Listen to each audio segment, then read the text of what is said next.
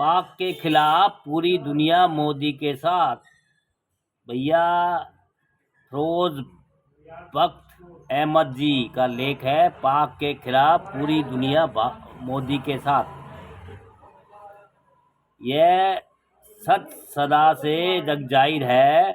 जिस देश की कमान थल सेना, वायुसेना अथवा नौसेना के फौजियों के पास रही है, वे कभी नहीं पनपे और सदा ही उनका राजकाज इन सैनिकों व उनकी आईएसआई जैसी नफरत ओमाइज एजेंसियों को की लोंडी बांदी बनकर रह गया, जैसा कि आज के पाकिस्तान में देख रहे हैं। जबकि भारत और पाकिस्तान दोनों को आज़ादी एक साथ ही मिली थी, मगर भारत शांति के रास्ते पर चल चांद और सूरज की सीमाओं के भीतर चला गया, जबकि पाकिस्तान आज भी अपने आतंकवादियों द्वारा भारत की सरहदों में सेंध मारने की कोशिश कर रहा है और निरंतर मुंह की तो खा ही रहा है, संसार में बदनाम हो रहा है।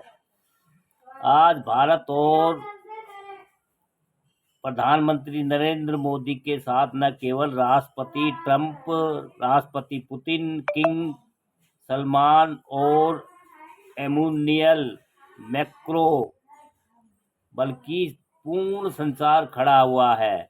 इसका कारण यह है कि पाकिस्तान का विरोध न केवल आतंकवाद के कारण बल्कि इस कारण भी हो रहा है कि पाकिस्तान के बेलगाम और नादान उच्चायुक्त असीम मुनीर ने भारत में सिविल वार कराने के लिए ऐसी शैतानी साजिश रचने का बीभत्स प्रयास किया है, जिससे हिंदू और मुस्लिम आपस में खुरेजी पर उतरकर एक दूसरे को खून बहाए।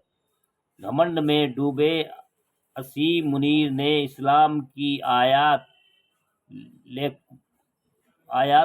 लेकुम दीनुकुम वले यदीन, हमें हमारा दीन मुबारक, तुम्हें तुम्हारा दीन मुबारक, से कोई सीख न लेते हुए बिरादरान ए वतन हिंदू भाइयों के विरुद्ध यह कहते हुए जहर उगला कि वे मुस्लिमों से बहुत अलग और दूर है, जो कि सरासर हैवानी और शैतानी काम है, क्योंकि सदियों से हिंदू और मुस्लिम दूध और शक्कर की भांति भारत की साझा विरासत और गंगा जुमनी तहजीब द्वारा एक साथ रहते चले आए हैं। सच्ची बात तो यही है कि हिंदू मुसलमानों की जान, आन बान और शान है। घटिया और लंपटवादी मानसिकता से चूर असीम के इस जहरीले बयान ने साबित कर दिया है कि वह इस्लाम और मुसलमानों का सबसे बड़ा दुश्मन है।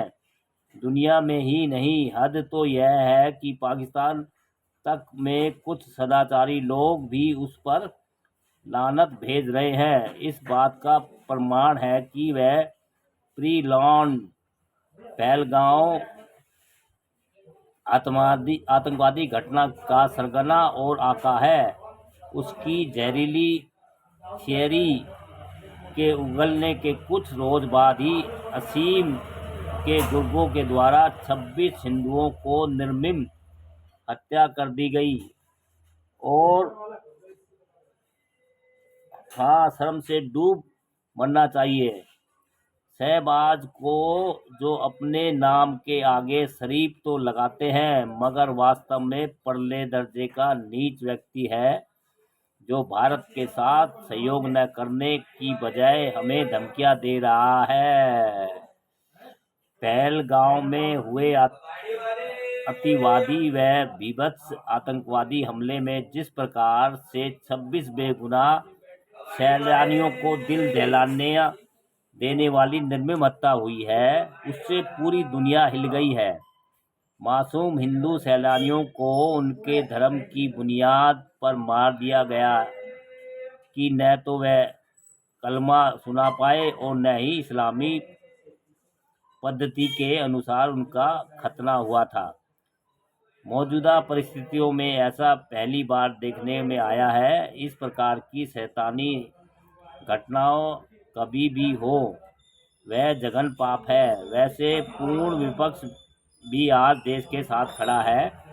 आज पूरा देश मोदी के कंधे से कंधा मिलाए खड़ा है, जैसे कि 1971 की बांग्लादेश जंग में इंदिरा गांधी के साथ था, जिन्होंने पूर्वी पाकिस्तान की नली काट दी थी।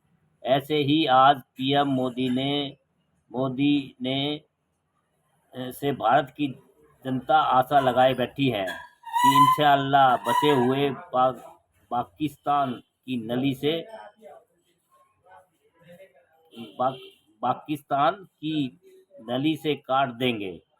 बीती 22 अप्रैल को अपने पाकिस्तानी आकाओं की सह पर M4 कार्बन और AK-47 लेकर हमलावर पर्यटक स्थल में घुसे, जो घने देवदार के जंगलों से घिरा हुआ है। बच्चे लोगों के अनुसार हमलावरों ने महिला और बच्चों को अलग कर दिया और पुरुषों को गोली मारने से पहले उनका धर्म पूछा, उन्हें कलमा की इस्लामी आयत सुनाने के लिए कहा।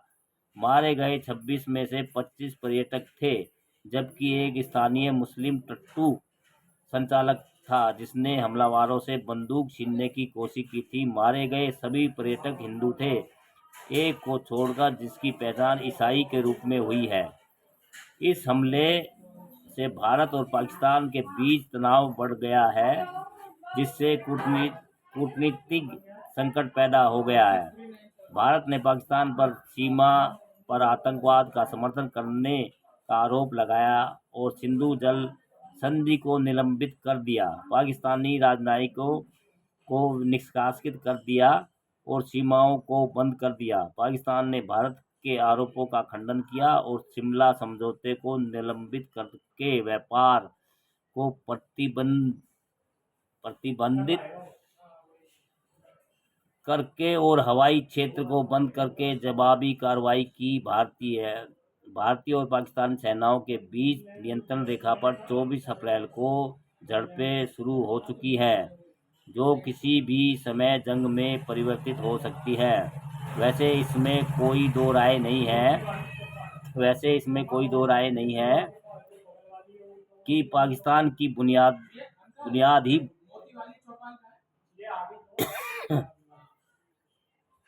बुनियादी भारत दुश्मनी पर बड़ी और आज तक कायम है। यदि विभाजन के बाद पाकिस्तान अपने को अच्छा पड़ोसी मानकर चलता तो भारत की तरह ही विकसित होता, मगर बजाय भारत से तालमेल के दुर्भावना के चलते उसका सर्वनाश हो चुका है। जैसा कि एक बार पाकिस्तान के पूर्व क्रिकेटर, कप्तान व प्रधानमंत्री इमरान खान ने लेखक को एक साक्षात्कार में 2012 में बताया था कि भारत पाक को कश्मीर के बैक बर्न पर रख शिक्षा और खेलकूद, तिजारत, चिकित्सा, साझा विरासत व गंगा जुमनी तहजीब के अंतर्गत आपसी भाई आर जार रखे। मगर इस जंगली देश में अधिकतर जनरलों द्वारा राज किए जाने के कारण यह एक कूचड़खाना बन चुका है, जहां इसकी गरीब जनता तक फौज और ISI के जुल्म से त्रस्त है। पाकिस्तान के नाम से बना यह देश विश्व का सबसे नापाक देश है। जो जघन अपराध पाकिस्तानी हैंडलर्स ने किया है, इसके लिए अल्लाह का कहर उस पर नाजिल होगा। भारत के खिलाफ पूरी दुनिया मोदी के साथ। लेखक फिरोज बख्त अहमद जी, अच्छा लेख लिखा भैया। देखो हमारे भारत के लेखक हैं ये फिरोज बख्त अहमद जी हैं, जो मौलाना आज़ाद साहब के पहले शिक्षा मंत्री रहे हैं। उनके तोते है शायद लग रहा, बाकी इतनी मेरे को जानकारी नहीं है। और आप इस विषय में अपने विचार दें दोस्तों।